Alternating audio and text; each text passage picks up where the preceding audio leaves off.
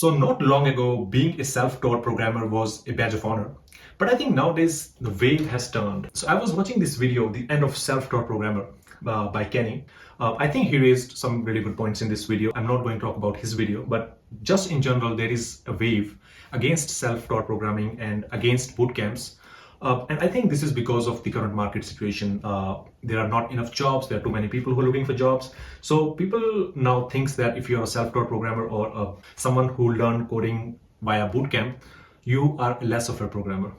Because I think I'm seeing this more often nowadays that people think like you have to have a degree or you have to have now a master's degree or PhD to get a job in tech.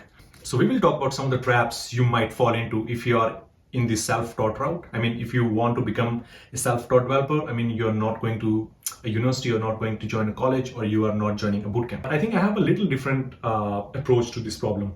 So as usual, I made some points. The very first point is remove the sense of inferiority. So if you feel like you're inferior because you didn't go to a college, you didn't go to university, then I think you need to remove that, because that will cause so much damage to your self-confidence. So before you get the job, someone will question you about your resume, about your past experience, or your past projects.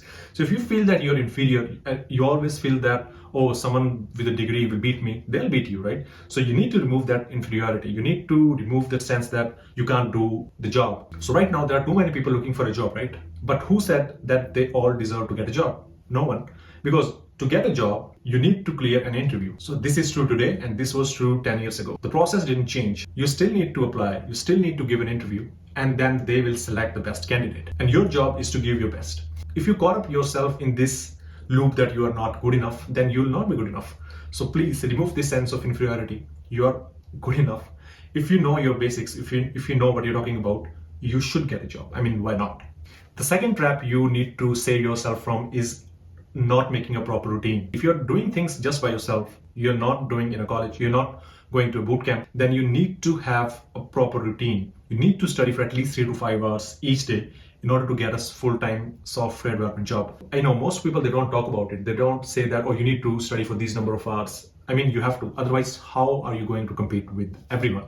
So make sure you have a routine. So make sure you know like what you want to do, make a plan and stick to that plan. So if you're doing things just by yourself, I know for a few days you feel like you can't do anything. And as the time goes by, you feel like you're not disciplined enough or you're not motivated enough. So in order to fix that, you need to have a proper routine so that you know like what time you'll wake up, what time you do every other thing except learning. And when you sit down, you know that you need to do these things today. So make a diary, make a plan, make a Word document, make a note. I don't know what you want to do, just do it. Make a plan and stick to that plan. I see so many self-taught developers who just couldn't sit and make a proper routine, and they will just do random things, make random projects, do random courses. Don't do that. You need to have focus and you need to have routine in order to first get an interview and then get the job. So stick to your plan, stick to your routine. The only difference between a self-taught developer with someone who has a degree is that someone who has a degree probably did a lot of basics when they were in college or university, right? Because they had 4 years to do that. And for you, you might just have 4 months. So I'm not saying like you need to study all computer science in 4 months, but I'm saying, let's say you're doing JavaScript. So make sure you know the basics of JavaScript really well. And if you're doing JavaScript for front end, make sure you know the basics of front end. You know what HTML, CSS, JavaScript is and how you can use the modern frameworks like React, Next.js or Tailwind. You need to have these things in order to get a job. If you are not doing those basics and you're just jumping from one technology to another technology, one project to another, one course to another, you won't be able to reach your goal. So make sure you do your basics first, or you do your basics simultaneously. So let's say you're doing React and you feel like your JavaScript is not up to the point. So on the side, just start to learn more JavaScript and continue learning React. So this is what I did. I didn't have much time when I was doing that. So I did React. And when I was stuck into a problem, then I would go back to JavaScript. And then I just did JavaScript for, let's say, for a day or two, and then goes back to React. So you might need to jump around. But the thing is, as I said before, make a proper routine or make a plan like you want to React, let's say in the next 30 days. So I think that's the best thing you can do if you want to teach yourself programming. You need to do the basics. So another thing I noticed among self-taught developers were like, they think anything they can find on the internet and they can learn for free, which is true. You can learn for most part, but have some little budget, have like $10, $20, $30 a month you can spend on a course or anything which will help you to get your first job. So don't just rely on free courses. I mean, I'm not pushing you any course or anything, but if you find anything on Udemy, buy it. If you find anything on Screenbar, buy it. I did that. And I'm not saying like you need to stuck to one course. If you feel like the course is not good enough, just quit and get another one or get some other tutorial or whatever. But just don't rely on free courses. You can get good books, right?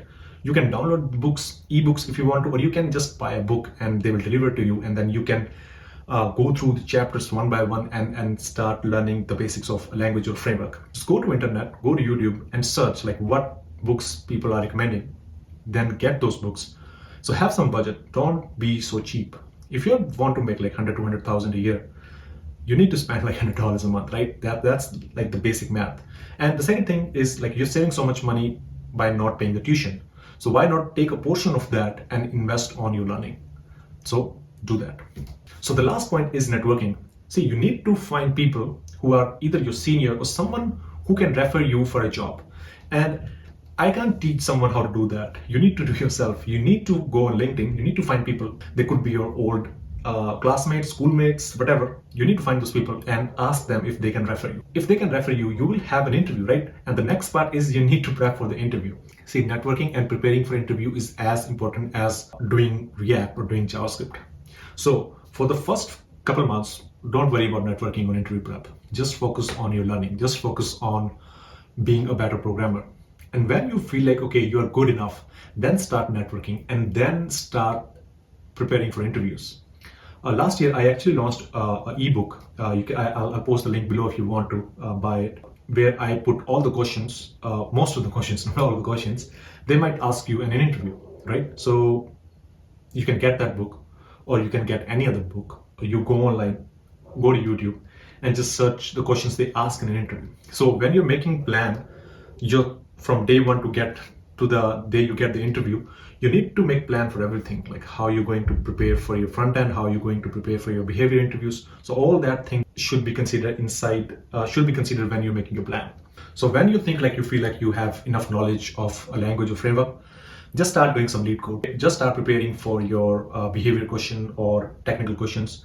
See, that will give you an edge, because if someone is not doing that and they get an interview, they probably have 2 or 3 days to do that. But if you already prepare for that, you will have more chances to clear that interview. And I think that's all from today's video. And I know like being a self-taught developer is hard.